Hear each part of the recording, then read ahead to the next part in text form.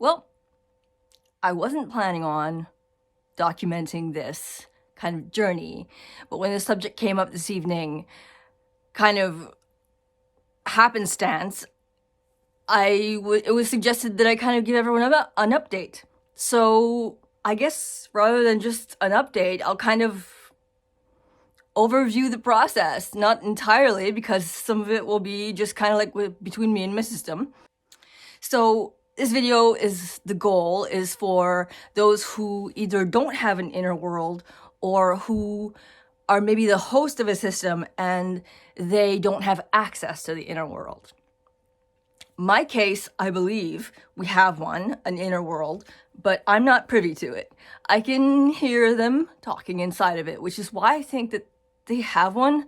So I have a feeling that obviously they have to be somewhere to communicate and interact like that. So, okay. So I want to make a space where I'll respect the fact that they don't want me in theirs, but maybe I can invite them to mine. Me? I like books.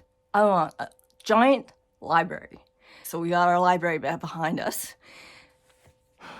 And I got a little comforter.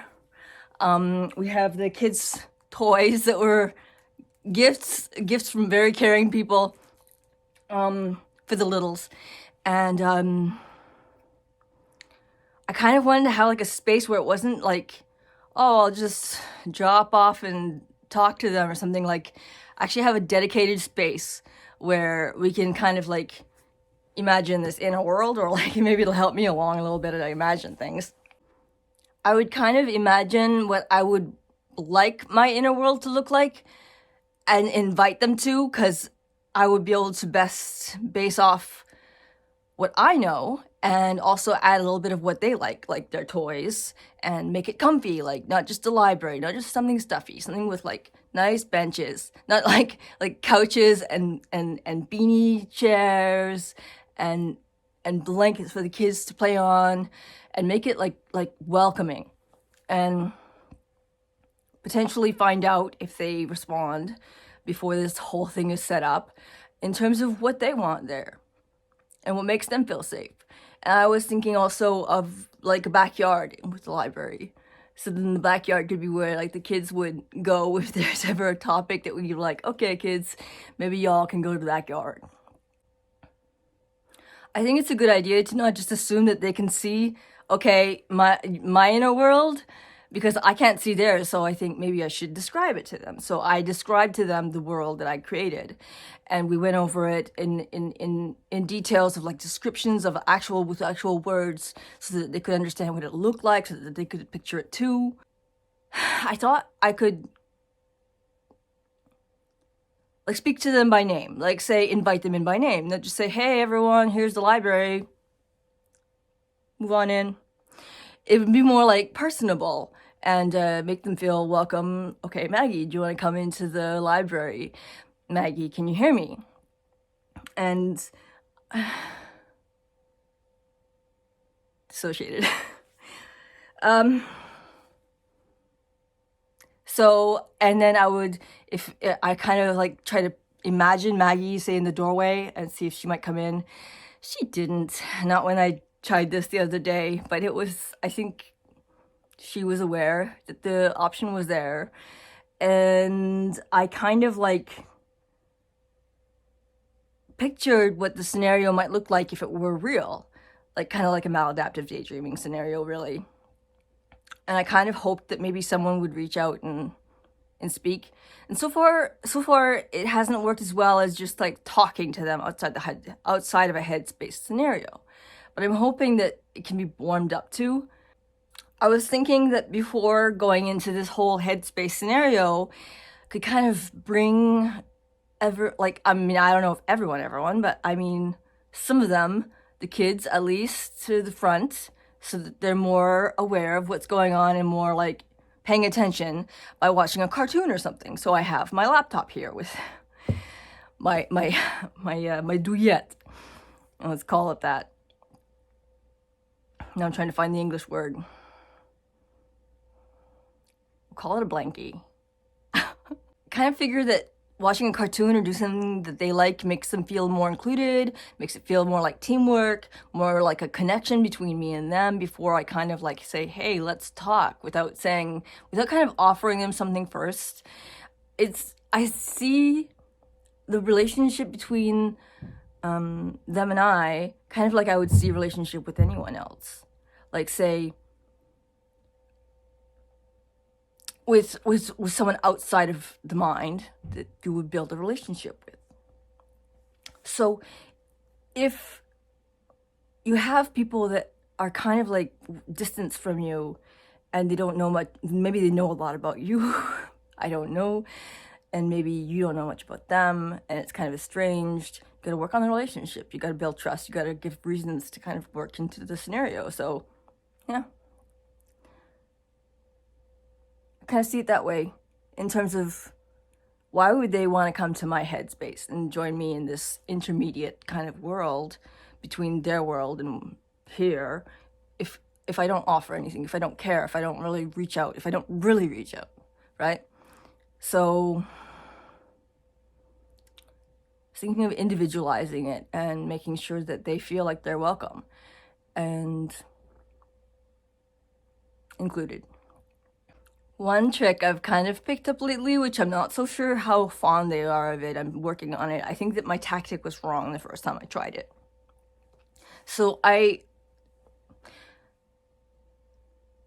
times that I hear them the most are when my mind is clear. Like meditative state or like falling asleep, kind of like trying to fall asleep state. Not asleep, but like where you finally clear your thoughts and you're just like peaceful. I hear them the most at that time, when I just clear my thoughts. So I've gotten a practice of asking a question, appealing as to why, appealing as to how I feel, and what it would bring, both to me and to them. So say it could go something like, I usually close my eyes because if I see around me, then I don't feel as connected because I'm looking at the room and I'm not thinking about them. So I might say something like, I feel like I've been too far away from you and I don't feel connected. Like I'm on the outside looking only at the outside, really, because that's all I can see. And I really wish that I could see what you see. And I think that sometimes you share snippets, but I kind of wish that I could be part of your world. And that sounded like The Little Mermaid, but I honestly mean that. I feel left out, to be honest. I feel left out. And I'd kind of like to build a relationship with you guys. And I think that this would be a really good way to do that.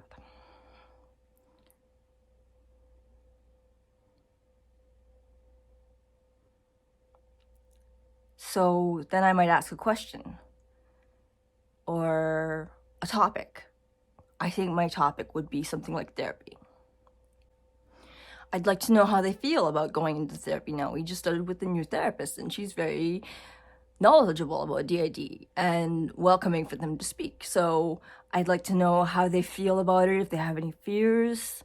So our talk today would be mostly about that, which I'm not going to document here because I want to have them actually reply and feel at ease and not be in front of a camera. But that's going to be our topic today. So I might like ask the question or like the topic and kind of like chill out and try to clear my mind and wait for an answer and hear them talk. Or maybe for a different system, like for you, maybe you won't need to go into that meditative state. Maybe you can hear them. But for me, I like to hear it in their specific tone of voice, like their, not just their tone of voice, because I can usually hear the tone of voice, but like their actual voice pitch, like feminine pitch or masculine pitch, child pitch, sounds like their voices. And I can hear their own voices when I go into a dissociative state. So when I clear my mind and I just kind of like, because pretty much dreams are dissociations, not just daydreams, but dreams too. And the state between being awake and sleeping is a state of dissociation. So it kind of facilitates the kind of like barrier. And it might make them feel a little frightened at first because they're not used to you dropping in on their conversations. I know that my headmates, it captures them unaware, and especially when I was doing it on purpose. They were like, well, she's like a shadow to all of our messages, and they were saying, they said that, and they said, she's getting into the subconscious, and I don't know how. I don't know how. I think that they were a little bit spooked, and if they are, it's good to validate that. Like, I understand that it might feel frightening to you. If we could make this conversation be about responding and coming to an agreement that it won't be abused, that it would just be for when you need to communicate, because there's a lack of facilitation in that respect. And I guess I understand their fears, and if they don't want to be part of the conversation, they absolutely don't have to. But when they warm up to it, and you'll probably have to be the one that's talking the most at first, if not the only one talking at first, because maybe you'll be talking for a while before they actually say anything. They might just listen for several conversations, and it'll be a little awkward, and you might wonder, can they even hear me? But it's worth it, because if you keep talking, they keep listening, and they keep building a kind of a trust bond, or like, maybe this is the topic I'd respond to, whereas the other one might not be, and they kind of, I mean, it took me a while before they responded to me, so, which is probably how I managed to get the level of communication that we have at this point as quickly as I have, based on, I don't know, like my efforts to connect. So like this. This is going to be the first time that we have a meeting like this, and that's going to be between us. But I'd like to share some updates about it, and maybe they can share their thoughts too, or I can communicate them if they don't necessarily want to talk directly. One point before I kind of like end this is, well, in the dissociated state, oftentimes, if you manage to hear a conversation, or like not necessarily a whole conversation, a sentence, something, you might forget it right afterwards. You might be like, whoa, I just heard them, and that was like, whoa, and you heard the whole sentence, and you know the whole sentence, and then just all of a sudden it's gone, because it's like this amnesia barrier, weird poofness. So what I do is I write it down. As soon as they say what they say, I come out of the dissociative state, and I write it down, because if I don't, I will not remember what they said. I won't. It's just gone. Weird spookiness. So, and then I go back into the dissociative state, and might ask a question again, or reiterate the question, and go back in and ask. And that's kind of like how we kind of connect lately. And I'm hoping to kind of imagine the inner world as I go into this meditative, dream-like dissociative state, so I can imagine this world, and maybe they can feel more comfortable about joining me there. That's the theory. So let's try it. You know, I'm willing to try it. Are you? So if you want to document your journey, I'd be glad to hear all about it, and I'd be glad for to learn if you have any tricks of your own.